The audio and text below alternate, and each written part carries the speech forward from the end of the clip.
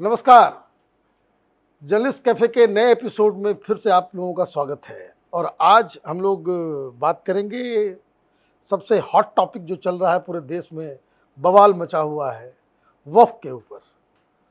और कई सारे लोगों ने फ़ोन करके भी पूछा कि भाई, बहुत सारे लोग परेशान भी हैं कि इसका क्या इम्पैक्ट होगा, क्या होगा राजनीतिक दृष्टि से, इसका जो आगे आने वाले चुनाव में क्या इसके ऊपर जो है होने वाला है।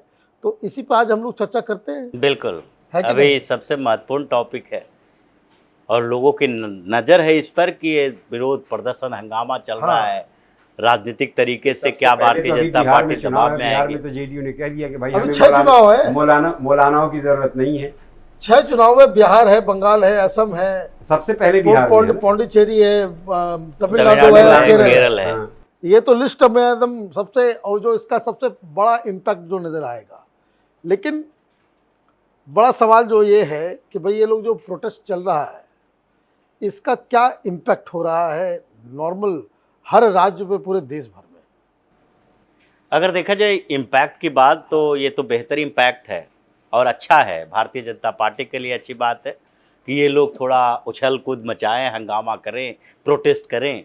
अगर प्रोटेस्ट नहीं हुआ, शांतिपूर्ण तरीके से इन्होंने एक्सेप्ट कर लिया वक्फ बोर्ड संशोधन कानून को, तो फिर ये कानून लाने का फायदा क्या हुआ? पॉलिटिकली तो कोई फायदा नहीं है। अगर देश में कोई वर्ग नाराज न हो, परेशान न हो, तो उसके बाद इस कानून का पॉलिटिकल इम्पैक्ट नहीं होगा। हाँ, संसाधनों को लेकर देश हित में, राष्ट्र हित में ये सारे काम हो सकते हैं, लेकिन राजनीतिक तौर पर, क्योंकि अगर राजनीति ही नहीं करेंगे, सत्ता में ही नहीं आएंगे, तो उसके बाद फिर आप कानून बना कैसे पाएंगे? कानून बनाने के लिए जरूरी है कि सत्ताएं बने। राजीव का जो कहने का मतलब है, तो सबसे ज्यादा तो बीजेपी की मदद कर रही है ममता बनर्जी पश्चिम बंगाल में। तो इसका मतलब ये हुआ कि जितना ज़्यादा प्रचंड होगा प्रदर्शन, उतना ज्यादा को होगा फायदा। तो बड़ा उदास नजर आ रहे हो क्या? नहीं, मैं उदास नहीं हूँ। उदास इस वजह से हूँ कि वक्त के बहाने जो चीज़ें आप इस पर बात कर रहे हैं, लेकिन आगरा में जो घटना हुई, घटना क्या दुर्घटना हुई, अगर उस घटना को लें तो वक्त को लेकर के बहुत सारी चीज़ें संवेदनशील हैं। जैसे एक मस्जिद में जानवर का मांस रख दिया जाता है, वहाँ पर हिंसा फैलाने की कोशिश की जाती है। उस वक्त जब पूरे देश में जो विपक्ष की पार्टियां हैं, वे एक माहौल बना रही है किसी तरीके अराजकता फैल जाए, और जब उसको पकड़ा जाता है, पहले तो ये बहस की जाती है कि शायद हिंदूवादी संगठनों ने दंगा फैलाने की कोशिश करी और चीज़ों को तमाम सवालों से ध्यान भटकाने के लिए ये सब चीज़ किया जा रहा है। लेकिन जब पुलिस ने उसको पकड़ा तो पता लगा कि वो कोई और निकला। दूसरी बात, पश्चिम बंगाल और निकला, मतलब एक मुस्लिम था। हाँ, तो मतलब मस्जिद में एक मुस्लिम जानवर रखने जा रहा है, तो उसके पीछे उसमें भी सुअर का कटा हुआ सिर, तो उसके पीछे मतलब आप दंगा करवाना चाहते हैं, आप शांति भंग करना चाहते हैं। वक्फ के बहाने आप बार बार धार्मिक मुद्दों पर एक समुदाय को आप उकसा रहे हैं, उसको उकसा रहे हैं कि वो सड़क पर उतर जाए, वो दंगे करे, वो पत्थर तो सबसे पहले तो सब जितने उकसाने वाले ये जो भड़काऊ भाईजान सब जो नेता हैं, इन्हीं को पकड़ के जेल में डालना चाहिए। बिना डंडा का इसका इलाज कोई नहीं है, मैं बार बार कह रहा हूं। तो सवाल सिर्फ भाजपा को फायदा मिलने का नहीं है, सवाल इसमें तमाम ऐसी ताकतें हैं जो इस तरह की अराजकता फैला करके विपक्ष में उनकी कोशिश है कि कम से कम 20-25% वोट हासिल किया जाए, और एक जाति का जो 10-12-8% वोट होता है उसको मिला दिया जाए और एक राजनीतिक ताकत बने। तो ये तो जरूरी है हिंदुओं के लिए, ये सोचना पड़ेगा। इन लोगों को भी सोचना चाहिए कि आप जातीय आधार पर बंटकर प्रदर्शन करते हो। ओबीसी मोर्चा, दलित मोर्चा, ब्राह्मण मोर्चा, ठाकुर मोर्चा, क्षत्रिय संगठन, करनी सेना, ये सारे अपने अपने तरीके से प्रदर्शन करते हैं, लेकिन इनको तो ये समझना चाहिए कि कम से कम पॉलिटिकली हम लोग यूनाइट रहे। घर परिवार में बिहार में हुआ, बिहार में दिखा, बिहार में एक जगह जहां पर यह कहा गया कि हिंदू जुलूस नहीं निकाल पाएंगे और माँ की दूध और पता नहीं क्या क्या वहां पर तर्क दिए गए, और उसका वीडियो सामने आया, जिसकी वीडियो को लेकर के लेफ्ट लिबरल धड़ा जो है वो आलोचना कर रहा है कि देखो ये लोग इस तरह का बनाएंगे। लोग हथियार लेकर के निकले। जब आप प्रोवोक करोगे सोसाइटी में जब आप इस तरह से प्रोवोक करोगे तो ऐसा नहीं है कि दूसरे ये लोग नहीं सबसे निकलेंगे। बड़ी बात ये नहीं है कि प्रदर्शन करने में आप एकजुट होते हो या कभी कभी मौका बेमौका एकजुट होते हो। ये जरूरत इस बात की है कि जैसे आपस में लड़ता तो मुसलमान भी है, पासमानदा और फिर ये जो फॉरवर्ड क्लास के मुसलमान हैं, चाहे अशरफ अजलाफ, ये जो दो कैटेगरी बनी हुई है, और ये शेख सैयद, पठान, खान, ये नाई, धोबी, गुंजड़ा, ये सारे जुलाहे सब अलग अलग हैं। लेकिन क्या पॉलिटिकली ये बिखरे हुए हैं? नहीं हैं। इसलिए हिंदुस्तान के पॉलिटिक्स में महिला रिजर्वेशन की बात की गई, क्योंकि महिला अपने आप में एक वोट बैंक है ही नहीं। महिला वर्ग है जो वही जातियों में हो, धार्मिक समूहों में हो, अपने परिवार के दूसरे पुरुष सदस्यों के दबाव में आकर वोटिंग करती है। वो अपने मुद्दे को कभी हिंदुस्तान में उठाई नहीं। इसीलिए हिंदुओं ने अपना मुद्दा उठाया कब? 1947 के बाद से, और उससे पहले भी, जबकि भारत के विभाजन की बात हो रही थी, जिन्ना सामने में खड़ा था, डायरेक्ट एक्शन डे मना रहा था। वो उत्तर प्रदेश के मुसलमान भी जानता था कि मुजफ्फरनगर, मेरठ में कोई पाकिस्तान का जिला बनेगा नहीं। न केरल का या फिर तमिलनाडु का जानता था, बिहार का भी समझता था कि भाई सिंध बलूचिस्तान है, पंजाब का विभाजन हो सकता है, बंगाल का विभाजन होगा। ये बिहार के एक जिले में या फिर उत्तर प्रदेश के एक जिले को पाकिस्तान का एक जिला तो नहीं बनाया जा सकता। फिर भी ये लोगों में से कोई भी एक संगठन, इतिहास साक्षी है, कोई एक मुस्लिम संगठन या डिस्ट्रिक्ट लेवल पर, क्षेत्र लेवल पर सामने आकर नहीं कहा हम जिन्ना के पाकिस्तान के खिलाफ हैं। लेकिन यही मौलाना आज़ाद जामा मस्जिद के सीढ़ी पर जाकर करते, नहीं नहीं, हमारी यादें यहाँ बसी हुई है, इसलिए हम यही रहेंगे। उस समय कहते हैं हमारे जबकि पुरखों की विरासत है, यहाँ पर विरासत है, उसकी देखभाल के लिए, उस उसकी समय निगरानी के कहते लिए यहाँ हैं रहेंगे। जब विभाजन हो चुका है, जाने की बारी है।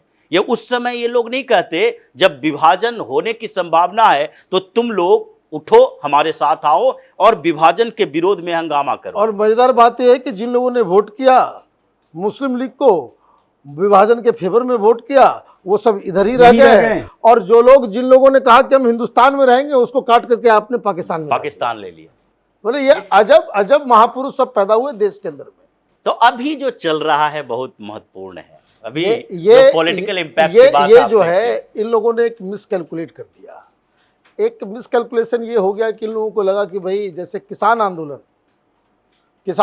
में सरकार झुक गई, ये इस तरह का उपद्रव करेंगे तो सरकार झुक जाएगी। ये तो होना है, हाँ, दबाव में। ये तो होने वाला है नहीं।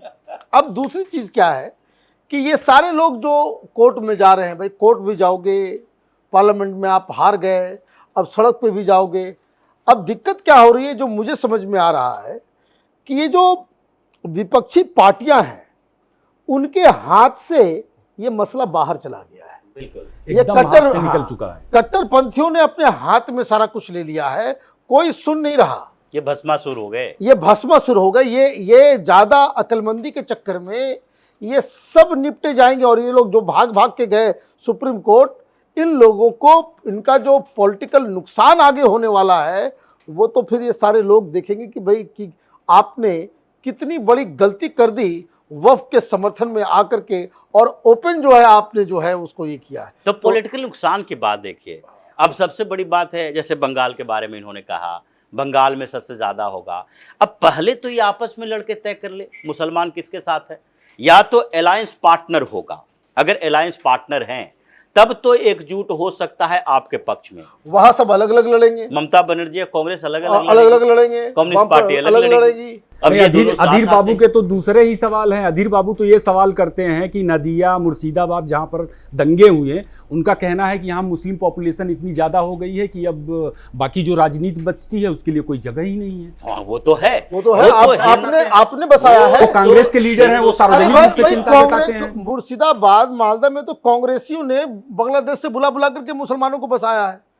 वहाँ एक अलग खेल है। जो ओरिजिनल बंगाल का जो मुसलमान है, वो बांग्लादेशी मुसलमानों से अलग वो परेशान है कि भाई निपटे जाएंगे तो सब लोग निपटे चले जाएंगे। नहीं, यह भी क्रोनोलॉजी समझिए। यह भी, इस पर तो कैपिटल टीवी पर एक वीडियो भी किया गया पिछले हफ्ते कि वक्फ कानून भारत में संसद में वक्फ का बिल पेश किया जाता है, उस पर नया कानून बनता है, और उस कानून के बनने के बाद उसकी प्रतिक्रिया आप देखिए। मुर्शिदाबाद से पहले तो ढाका में उसकी प्रतिक्रिया सामने आती है। वहाँ जमात नेशनल, देखिए इस्लामिक ब्रदरहुड की अवधारणा को इनकार नहीं किया जा सकता। जैसे कम्युनिस्ट पार्टियां हुई, ये देश के नहीं है, ये मार्क्स के समय ये से ही ये कहा मार्क्सवादी। गया हाँ सही बात कि भाई देखो, ये पूरी दुनिया में हम कम्युनिस्ट क्रांति लाएंगे। ये ट्रांजिशन पीरियड है जहां पर हम राज्यों देशों की सीमाएं हम तय कर रहे हैं। ये पूरी दुनिया के लिए है कम्युनिस्ट सिस्टम।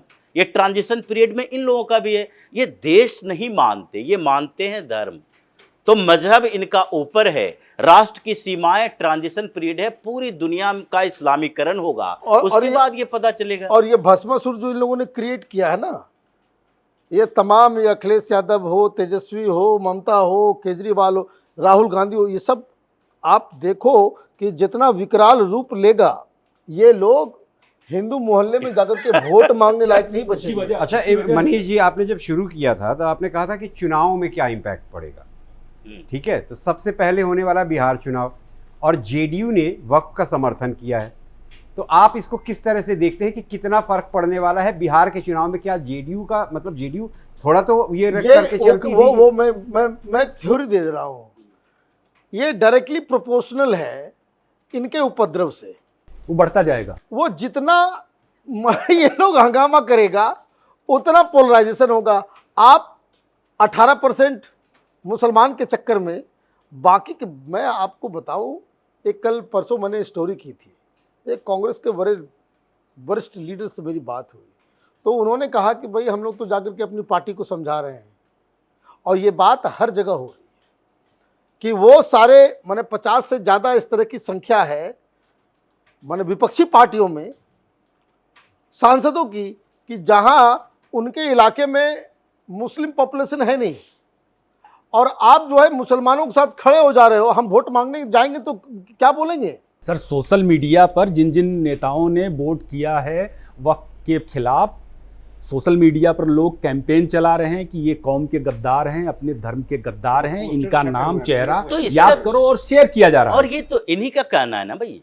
जब आप एकजुट होकर प्रोटेस्ट करोगे तो दूसरे पर इसका प्रभाव पड़ेगा। और इसकी वजह क्या है? एक चीज यहां पर समझना चाहिए कि कोई मुद्दा होता है, कोई पार्टी मुद्दा नहीं तय करती है। ऐसा लोगों को लगता होगा कि ये भाजपा ने वक्फ को मुद्दा बना दिया, वो जनता का मुद्दा है।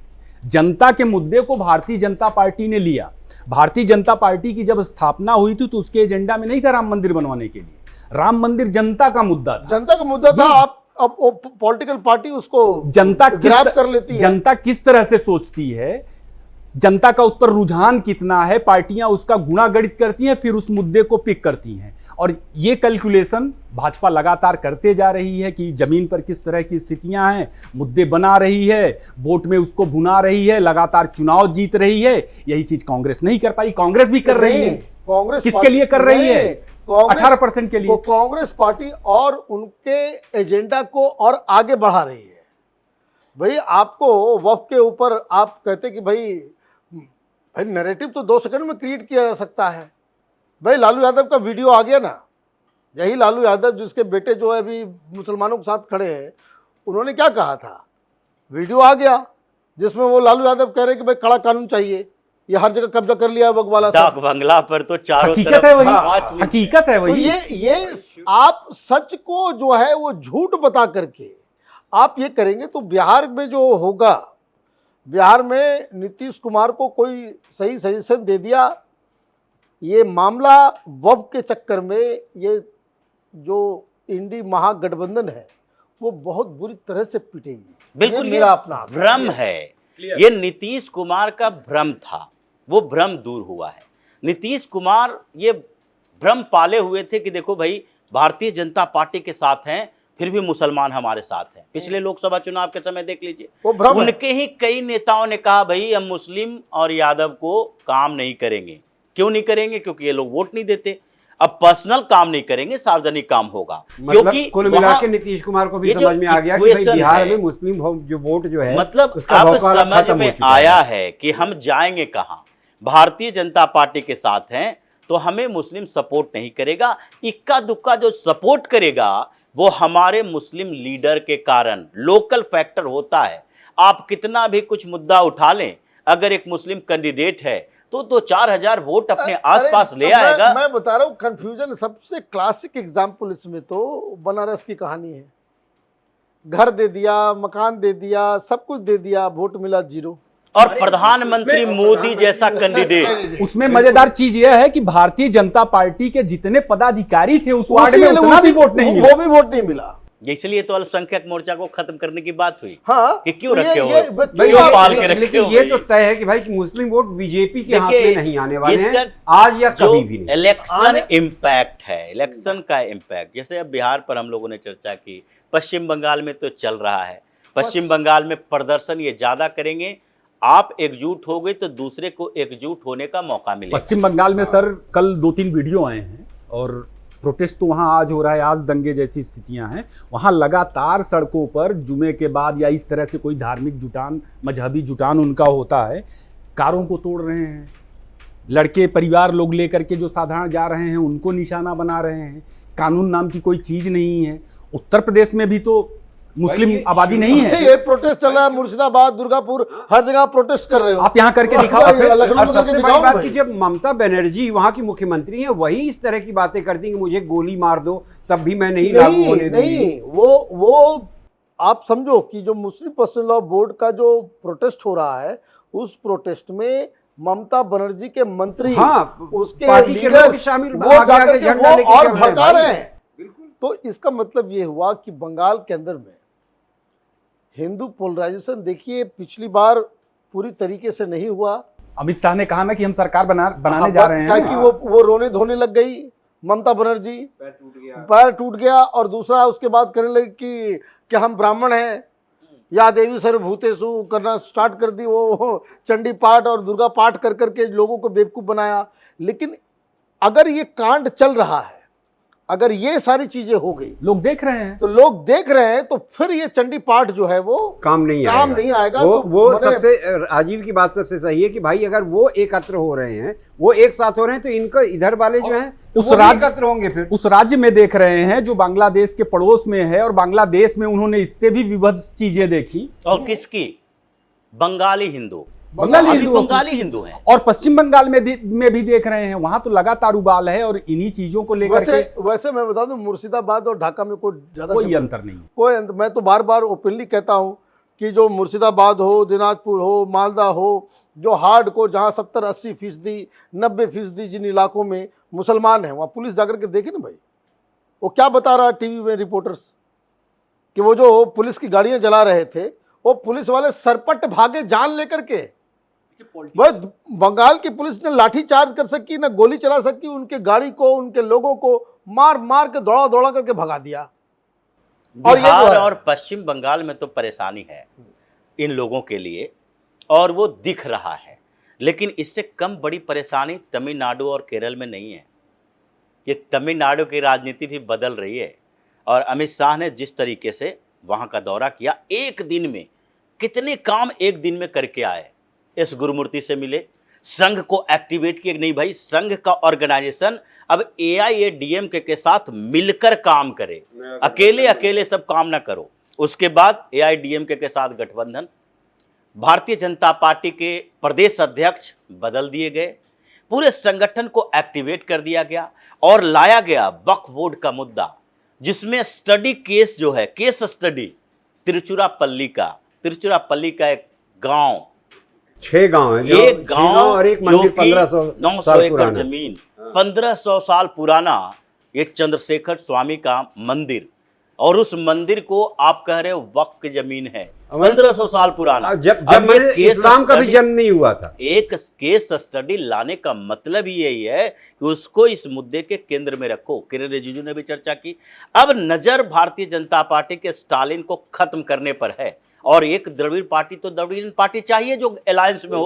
खत्म हो चुका है स्टालिन। और ऐसी जो स्थिति है, चाहे आप तिरुचिरापल्ली में देख लीजिए, चाहे आप मदुरई में देख लीजिए, जहां वक्फ बोर्ड ने कब्जा कर लिया वो मुरुगन स्वामी के पहाड़ को, मुरुगन पहाड़ को सिकंदर का पहाड़ बता के, सिकंदर पहाड़ बता रहे हैं, सिकंदर पहाड़, वो लेना देना वहां नहीं है। मस्जिद बना दी। तो ये मुद्दा है, वो ज्यादा भाई ये पॉपुलेशन कानून बना इसलिए ना कि भाई वक्त की मनमानी इतनी ज्यादा बढ़ गई थी, मतलब वो जहां जब चाहे जहां कब्जा कर और लिया। तमिलनाडु में स्थितियां बदली है।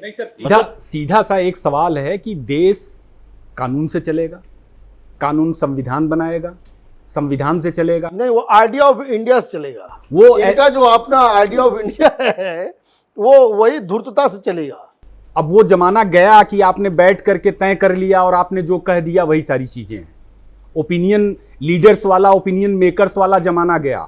अब जनता खुद इतनी जागरूक हो चुकी है कि वो तमाम चीजों को तमाम पहलुओं पर कसती है और अपने आसपास देखती बेसिकली है। ओपिनियन मेकर्स भी तो बदले हैं। पूरा अब कब तक ये मूढ़ रूढ़िवादी लोग ओपिनियन मेकर बनते रहेंगे? युवा अब इनको नहीं सुनना चाहते। और तमिलनाडु, या आप वही ये गंगा जमनी तहजीब की बात कर करके ये तो डुगडुगी बकवास है। बता बता ये के तो बकवास है। वही आप ये बात करते रहो 1947 के बाद भी कि यहाँ पर हम लोगों ने ऐसी व्यवस्था बनाई है जो दुनिया में अनोखी है। आप पूरे देश पर मोरल प्रेशर डाले हुए हो। आप और अपने आजादी के बाद से जो है 4000 दंगा देश के अंदर हो गए। देश सर, के अंदर हो गया। और को तो छोड़ दीजिए, दक्षिण की बात कर रहे हैं। केरल में इन लोगों ने वक्त ने चर्चों को नहीं छोड़ा।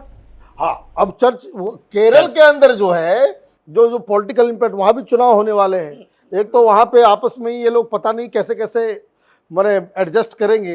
दिल्ली के मीडिया में दोनों तो साथ साथ नजर आते हैं वामपंथी, वहां एक अलग खेल हो रहा है। समस्या तो कांग्रेस और मुस्लिम लीग की भी लीग की, केरल में हाँ। चल रही है। मुस्लिम लीग का ही अखबार है वो, जो सुप्रभातम, जिसने सीधे कहा ये राहुल गांधी प्रियंका वाड्रा कहाँ थे, ये क्यों नहीं संसद में नजर आए, और क्यों बोले नहीं क्यों भाषण नहीं दिया? बकवोट पर तुम चेहरा बने हो कांग्रेस का और तुम तीसरे चौथे छुटभैया नेताओं को बोलने के लिए कहते तो लोग क्यों भरोसा करें? त्रिपुरा और बंगाल जाने के बाद उस धड़े पर लेफ्ट के केरल और बचाने वहां की सिचुएशन चेंज हुए हैं। बिल्कुल सिचुएशन चेंज हुई। देखिए, नायर सर्विस सोसाइटी ये भारतीय जनता पार्टी के साथ आ रही है। एजवा लीडर श्री नारायण धर्म परिपालन योगम SDPI, ये इनके जो बड़े बड़े नेता, अभी ये जो नीतीशन का बयान सुनिए। नीतीशन ने जब मल्लपुरम में गए, मल्लपुरम वो जगह है जहां पर 16 विधानसभा क्षेत्र, जिसमें से 12 पर मुस्लिम लीग का कब्जा, एक कांग्रेस के पास और 2 इंडिपेंडेंट, एक CPM। वहां कई गांव में, मुस्लिम गांव में आप घुस नहीं सकते हैं अगर मुस्लिम नहीं है तो। नतीशन ने यही तो कहा, ये तो अलग ही देश है, अलग ही जगह है। और जबकि एजवा और नायर यानी कि ब्राह्मण और दलित, ये दोनों के बीच बहुत अच्छे सामंजस्य नहीं रहे। लेकिन वहां जाकर नतीशन ने कहा कि ये जो नायर सर्विस सोसाइटी ने कॉलेज खुलवाए हैं उसमें आपके बच्चों की पढ़ाई हो रही है, नहीं तो ये मदरसा में भेज देते। राइट, ऐसी स्थिति हो रही थी। हाँ। और ये जो एकता दिखी उसका प्रभाव देखिए। नतीशन के पास पहुंच गए पिनरई विजयन हाथ जोड़कर, भाई आप लोग क्या कर रहे हो। मतलब ये सारी एकजुटता हिंदुओं की होगी भाजपा के साथ, और दूसरी तरफ ये क्रिश्चियन जो चर्च है जो बीजेपी को सपोर्ट कर रहा है बकवोट पर, तो हम लोग ये कम्युनिस्ट और कांग्रेस तो साफ होते नजर आएंगे। बिल्कुल नहीं, दूसरा तो ये बदल रहा है। बदल इसलिए भी रहा है, लोग इस फ्रॉड को जो है अब धीरे धीरे समझ रहे हैं कि आप जो है ये मुंह में राम बगल में छुरी वाली कहानी है ना, हम सब एक हैं, तो गंगा जमनी तहजीब है, तो इंक्लूसिव हैं, तो ये लंबी चौड़ी बातें, और ग्राउंड में लोगों को समझ में आ रहा है। भाई आप देखिए केरल में वो इलाके हैं जिसका वो जिक्र किया, JNU में हमारे बहुत सारे दोस्त केरल के हैं, वो बताते हैं, हाँ बताते हैं कि भाई हम लोगों को कहीं जाना होता है, बीच में मालूम चलता है कि मुस्लिम इलाका है, तो 15 किलोमीटर दूसरा रूट से जाना पसंद करते हैं कि वहां पता नहीं गाड़ी सट जाए, कुछ हो जाए, वहां अलग तरह का कहानी और हो जाता सबसे है। ज्यादा ये जो हार्डकोर इस्लामिस्ट संगठन ऑर्गेनाइजेशन बने, चाहे तो आप देख लीजिए सिमी का पूरा ट्रेनिंग सेंटर नहीं, केरल में। PFI ने सर जो मार्च किए केरल में, और वहां पर 4-4 साल के 5-5 साल के बच्चों ने कंधे पर बैठकर पैदा ही गैर कहां से मुस्लिमों हुआ? के को मारने बेसिकली काटने के नारे लगाए। सिमी पैदा ही केरल से हुआ। हाँ। बैन होने के बाद उसी के लोगों ने PFI बनाया, उसी के लोग अभी SDPI में हैं, ये जो इसका पॉलिटिकल विंग है, और वहीं से सबसे ज्यादा IS में जाने वाले लोग हैं केरल से ही। अब पढ़े लिखे इंजीनियर, डॉक्टर, नर्सेस ये जाते हैं वहां पर। लड़कियां सप्लाई की गई वहां से। तो कुल मिलाकर के ये जो Sex slavery। 4-5 राज्यों में तो हो गया बात, एक और स्टेट छूट गया जहां पे बिल्कुल क्लियर कट है, क्लियर कट सिस्टम है, जबकि 35% से ज्यादा मुसलमान हैं। लेकिन क्लियर कट है सिस्टम। असम, वहां हेमंत बिस्वा कोई प्रोटेस्ट नहीं हो रहा, कोई प्रोटेस्ट नहीं हो रहा है, एक से चू से चा आवाज नहीं आ रही है। तो मतलब सवाल तो सरकार का ही ना है। अगर सरकार तैयार है, सरकार अगर सक्षम है, तो कोई प्रोटेस्ट कैसे कर लेगा? मांग भाई? करो, प्रोटेस्ट ममता बनर्जी तो सपोर्ट ही कर रही है। हिंसा कैसे कर लेगा कहने का मतलब यह, आगजनी कैसे कर लेगा कहने का मतलब यह। हाँ, पीसफुल प्रोटेस्ट कीजिए। भाई भोपाल में हुआ ना, भोपाल में पहले ही वो वहां का मौलाना बोल दिया कि भाई कोई आदमी प्लकार्ड लेकर के नहीं आएगा, कोई आदमी नारेबाजी नहीं करेगा, कोई आदमी जो है लूटपाट। आप बताइए, ये प्रोटेस्ट है? आप हिंदुओं का दुकान लूट रहे हो, हिंदुओं का घर लूट रहे हो, ये घर गाड़ी जला रहे हो, पुलिस का थाने में आप जाकर के अब भाई आप चोरी डकैती करने के लिए प्रोटेस्ट कर रहे हो या कोई डेमोक्रेटिक मांग है आपकी? तो ये मुझे लग रहा है कि वक्फ के ऊपर जो है इन लोगों ने एक भस्मासुर तैयार कर लिया, विपक्ष ने। अब यही भस्मासुर इन लोगों को डसने वाला है। और जो जानकारी आ रही है बहुत सारी पॉलिटिकल पार्टीज के अंदर, जो हिंदू सांसद हैं वो कह रहे हैं कि भाई अब हम लोग तो नहीं चल पाएंगे। पब्लिक का प्रेशर है भाई, पब्लिक छोड़ दे, घर में नहीं भाई, घर में आप नहीं जाते हो क्या? घर तो जाओगे आप। तो ये सारी चीजें हैं। मुझे लग रहा है कि ये मसला जो है वो माहौल बदल रहा है। माहौल पूरा जो है वो इन लोगों ने कहा संसद के अंदर, और विपक्ष ने पूरा एकजुट हम लोग होकर डिस्कस भी कर रहे थे कि ये लोग जो व्यवस्था कर रहे हैं जिस तरीके से वक्फ के ऊपर, अब ये मौका आ जाएगा तुरंत जो है प्लेसेस ऑफ वर्शिप एक्ट के ऊपर भी जो है ये लोग मूव कर जाएगा। इतना मामला फंस जाएगा कि ये प्रोटेस्ट करते रहेंगे जितना, तो ये 20-25 साल आगे का जो है वो एजेंडा तय हो गया, एजेंडा तय कर देंगे। और भारतीय जनता पार्टी बड़े आराम से बिना मेहनत किए हुए जो है वो सरकार में अब बनी रहेगी। ये लोग चिल्लपों करते रह जाएंगे, महंगाई, बेरोजगारी, ये वो। अरे भाई, यहाँ जान के ऊपर खतरा आया हुआ है, एग्जिस्टेंस का सवाल है। तुमको महंगाई, बेरोजगारी और पलायन समझ में आएगा? 10 रुपए का टमाटर समझ में आ रहा है। तो कुल मिलाकर के वो कह सकते हैं कि भाई चौबे गए छब्बे बनने और बन के आए दुबे। ये लोग लुट पुट गए हैं, बर्बाद हो गए हैं। तो आज इतना ही रखते हैं, फिर अगले वीक जो है हम लोग फिर से नए मुद्दे के साथ आएंगे। धन्यवाद।